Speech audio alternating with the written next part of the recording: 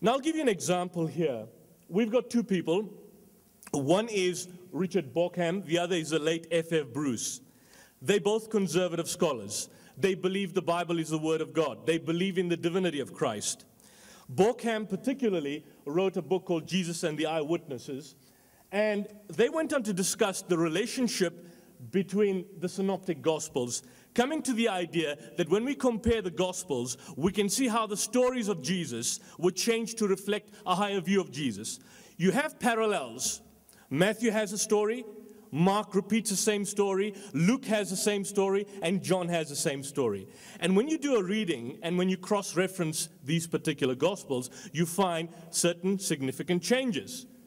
For example, on the occasion when Jesus was transfigured, the transfiguration, in Mark, Peter calls Jesus Rabbi, Mark 9:5. But in Matthew, same incident, Peter calls him Lord. So can you see Matthew, which was written far later to a different audience, as James has conceded, changes the wording to reflect a higher Christology of Christ.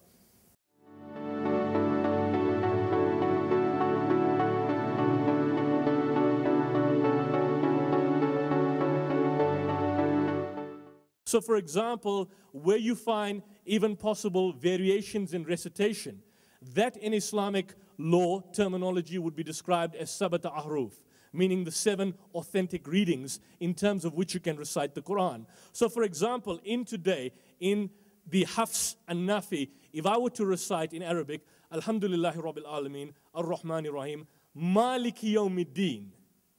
If I were to go to the Maghrib, to Morocco, they would recite it like Alhamdulillahi Rabbil Alameen, Ar-Rahmani Rahim, Maliki Yawmiddin.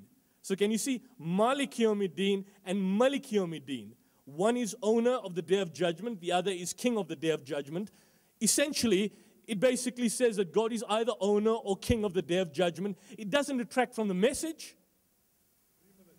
So can you see that the so-called red herrings he was raising doesn't really affect the text itself?